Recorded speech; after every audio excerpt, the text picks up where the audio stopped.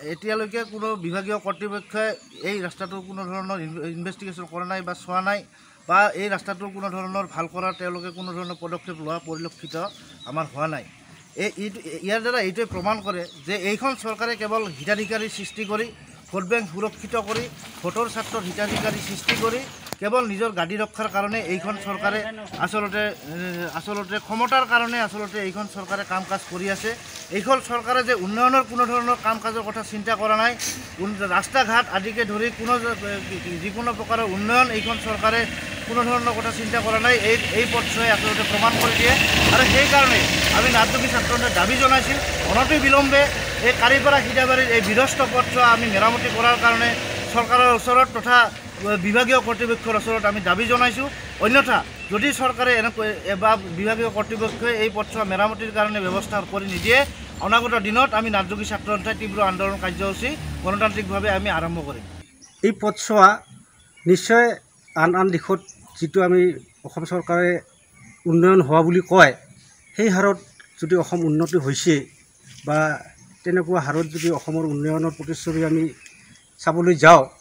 এই ক্ষেত্ৰত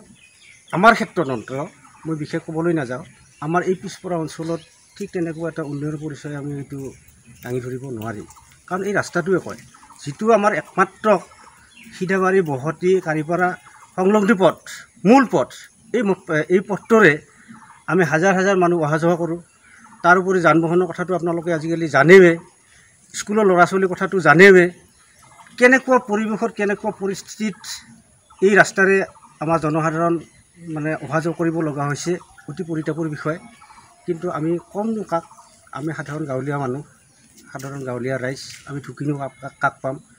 তথাপি মই বিভাগীয় কৰ্তৃপক্ষক আমাৰ ৰাইজৰ ফালৰ পৰা এটা বিনম্ৰ অনুৰোধ কৰিছোঁ, তেওঁলোকে যদি আমাক দয়া কৰি, আমিতো দাবী কৰিব নোৱাৰোঁ, তেওঁলোকে যদি আমাক দয়া কৰি এই পথছোৱা মেৰামতি হওক বা হয়তো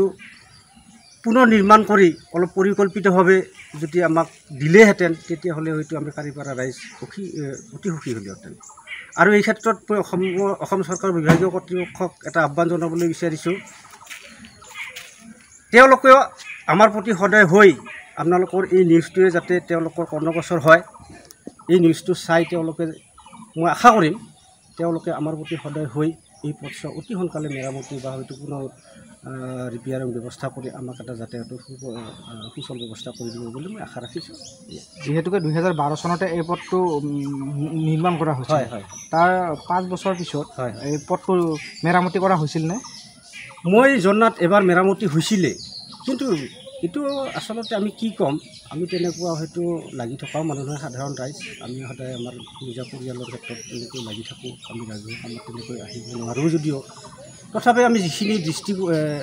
দেখিছিলোঁ ক'বলৈ লাজ লাগে, যিটো নিম্ন মানদণ্ডৰ ৰিপেয়াৰিং হৈছিলে, ৰিপেয়াৰিং কৰাৰ এসপ্তাহ পিছত শিলবোৰ উৱলি গৈছে, তেনেকুৱা এটা অৱস্থা। কিন্তু যিয়ে হওক, আমি এতিয়া ক'লোচোন, মই আগতেও উল্লেখ কৰিছোঁ, আমি কাকনো ক'ম, আমাৰ কোৱাৰ ক্ষমতা সেইখিনি নাই, হয়তো আমাৰ কথা হয়তো শুনিবলৈও হয়তো তেওঁলোকৰ আগ্ৰহ নাই। যি হওক, আমাৰ এই বৃহত্তৰ অঞ্চলৰ স্বাৰ্থৰ প্ৰতি লক্ষ্য ৰাখি বৃহত্তৰ অঞ্চলৰ যাতায়াতৰ সুগম ব্যৱস্থাৰ এটা কৰি দিব বুলি মই অসম চৰকাৰ তথা বিভাগীয় কৰ্তৃপক্ষক মই এটা কৰজোৰে প্ৰাৰ্থনা জনাইছোঁ। তেওঁলোকে যেন অতি শীঘ্ৰে অতি সোনকালে আমাৰ এই পথছোৱা মেৰামতিৰ সুব্যৱস্থা কৰি আমাক যাতায়াতৰ সুচল ব্যৱস্থা কৰি দিয়ে, ইয়াকে আহ্বান কৰিম।